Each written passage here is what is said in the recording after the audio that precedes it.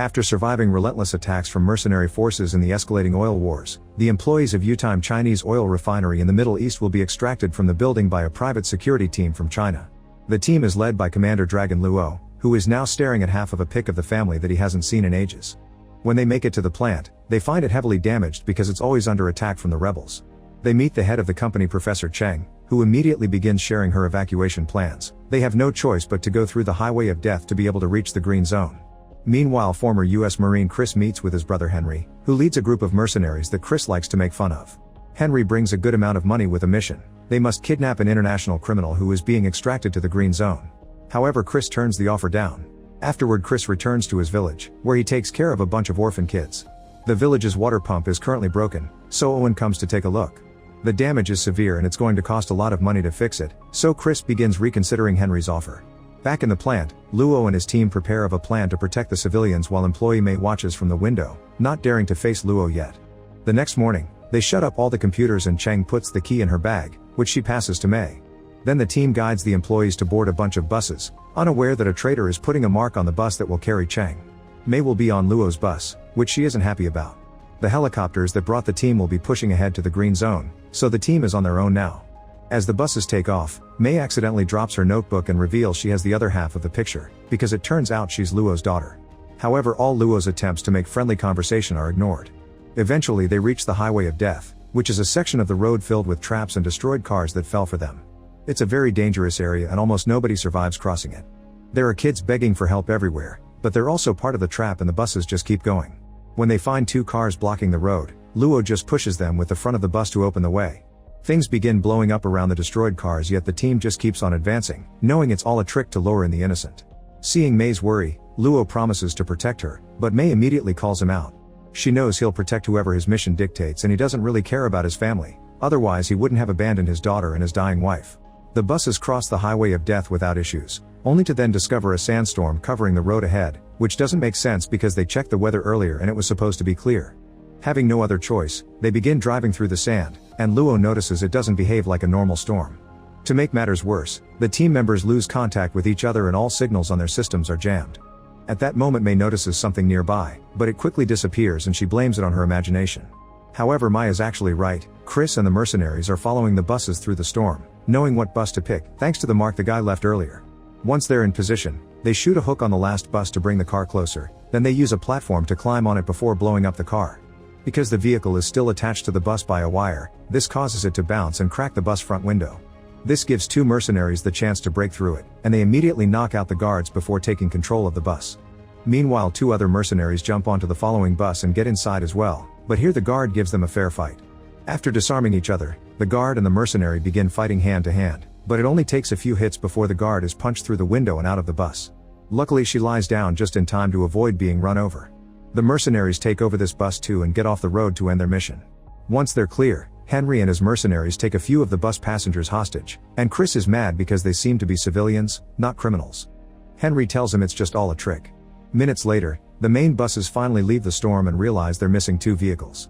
They try to contact the guards to no avail, and Luo is sure there's nothing natural about this storm. The helicopters come back to help and take Luo and Mei on a ride to search the area, which allows them to discover the enemy had been using a jet engine to push the sand. The helicopter follows the road the truck with the engine took and finds one of the buses with a guard, who tells them Americans were behind all this. The other helicopter is going through a different road and finds the mercenary cars. Both sides immediately open fire, and the guard manages to hit a mercenary car to make it explode. Chris is an excellent driver and guides the other cars to dodge all the following shots until they find a spot where they can stop and take cover to shoot back more efficiently. The helicopter tries to make a turn to catch them from behind, but the mercenaries shoot first and hit the helicopter, causing it to crash. Meanwhile, the rest of the team takes the buses to the green zone while Luo's helicopter finds the last bus and discovers most passengers are there, but they took Cheng and her assistants hostage. Back to the mercenaries, they arrive at the base and Chris pushes Henry, demanding to know what he's been dragged into. At that moment it's revealed that the mercenaries had been hired by Owen, who is the leader of the group that has been attacking the refinery. He explains he got tired of working for oil companies and now he's planning to steal it all for himself to make the big bucks. He also offers Chris a job as his security officer because Henry is too young and desperate. Chris turns him down and leaves, ignoring his brother's pleas to stay. Afterward, Henry tries to tell Owen that they don't need him and he can do the job, but Owen answers by shooting him, and his men shoot the mercenaries that aren't part of Owen's personal team. Moments later, Luo is back in the helicopter and sees Chris drive by. He considers shooting but decides it's better to follow him instead. The helicopter is low on fuel, so they'll drop Luo and leave. Meanwhile, Chris returns to his house and punches a picture frame, overwhelmed by guilt. One of the kids asks him to come out and play, and that's the moment Luo finds him. He takes the ball and starts throwing it at Chris, demanding answers, but Chris refuses to say anything. When the kid interrupts to ask for the ball, Luo doesn't want to scare him and pretends to leave, but actually he's still following Chris. Afterward, Chris leaves in his truck to meet with Henry at their usual spot. However, when he enters the abandoned building, he's devastated to discover his brother's dead body, which Owen left just to taunt him. Luo slowly makes his way inside too, only to be jumped on from behind by Chris, and a fight ensues. Both men are excellent fighters and keep asking questions as they throw each other plenty of kicks and punches, but they both refuse to answer. Chris takes out a knife, but Luo knows the moves to stop it, and soon both guys are using whatever object they can find in the room to attack. Then Chris tries to push a vehicle on Luo, who moves out of the way just in time and drags Henry's body away with him so it doesn't get squashed. Luo is about to throw a grenade, but Chris stops him and their arguing finally makes them realize they have an enemy in common. At that moment, a bunch of French officials arrive demanding money. It seems Owen has tricked them as well. While trying to tell them off, Chris accidentally pulls the pin from the grenade, and the French men leave before it explodes. Then Kais and Luo put the pin back to prevent the explosion before checking outside to confirm the French men are only returning to their trucks to get their weapons and open fire. The duo rushes back inside and begins arguing again over finding the right bullets. Since they can't find what they need, Chris ends up opening a hole in the wall and Luo passes him grenades that get thrown through the hole.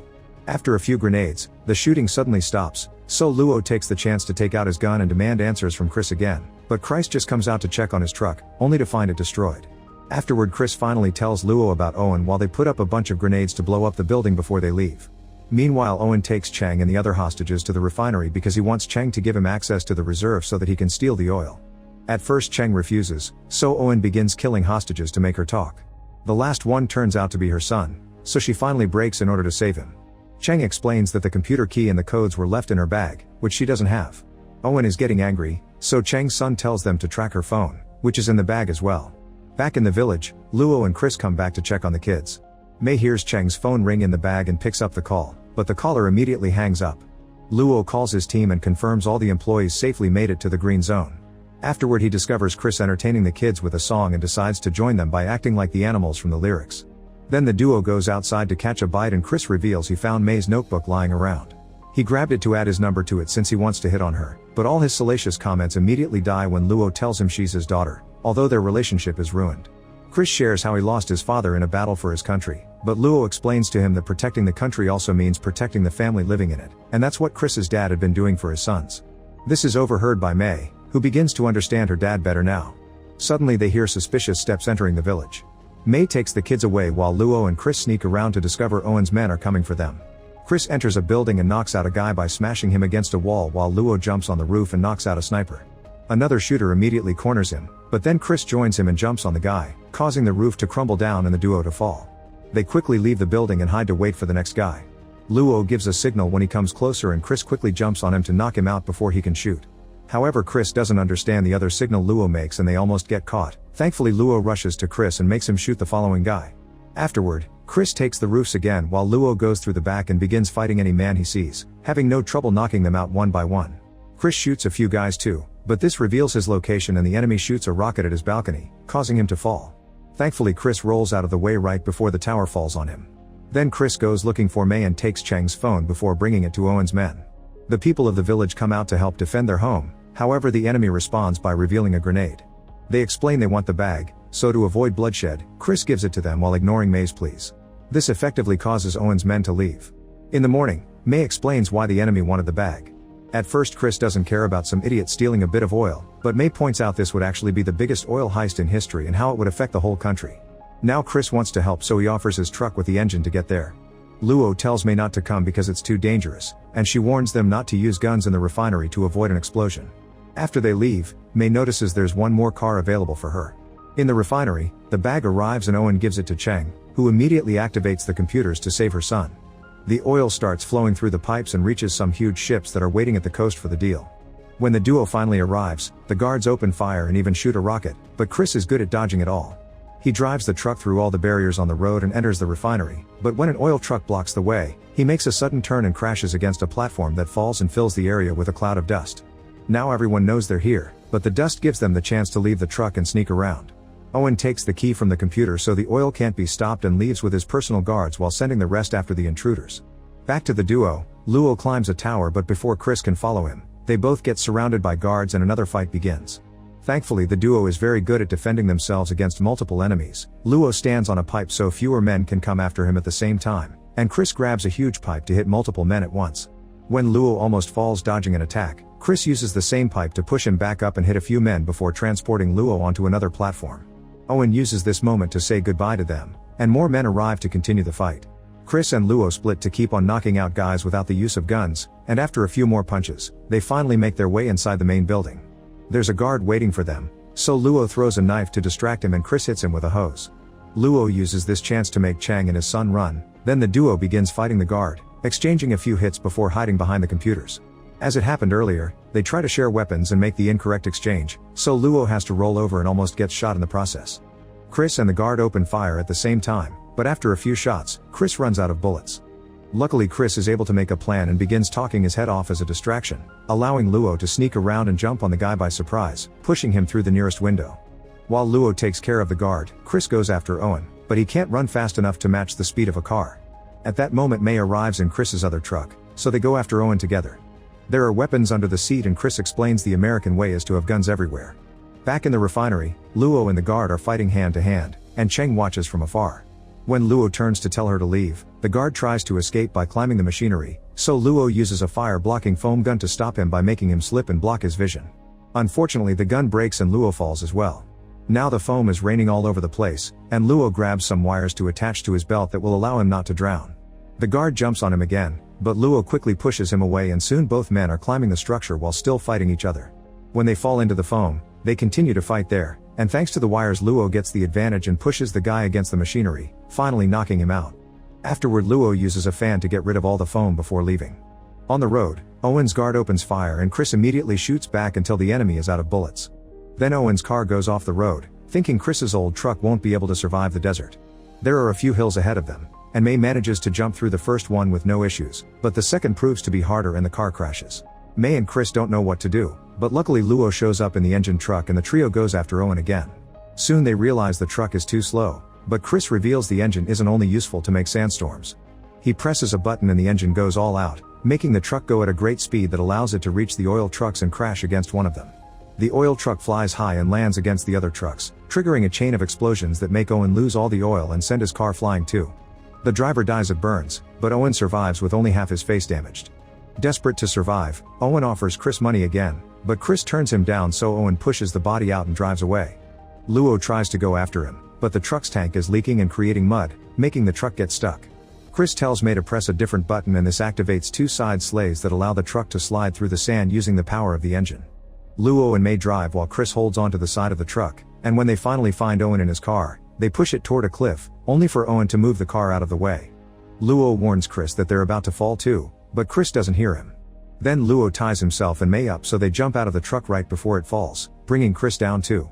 When the pair looks up, they discover the rope is attached to Owen's car, and when Owen notices this he decides to bring them down with him. The car goes off the cliff and Owen grins thinking he won, but luckily Luo cuts off the rope just in time so he and May safely land on a rock platform. After Owen crashes into his death, May and Luo call Chris's name to no avail. At that moment May discovers Luo has her notebook and opens it to see he put the picture pieces back together.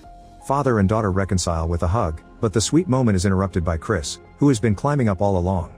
They help him up and another argument begins with Luo when Chris tries to hit on May. They realize they're stuck there, so the only way they have to get out is to start screaming for help. Meanwhile Luo's team surrounds the ship stealing the oil and arrests everyone involved. Moments later the trio is rescued and they return to the village, where they fix the pump together and bring water back. The celebration is interrupted by the team announcing they have a new mission and Luo invites Chris to join them. Make sure to subscribe and turn on notifications so you can watch more videos like this. Thanks for watching.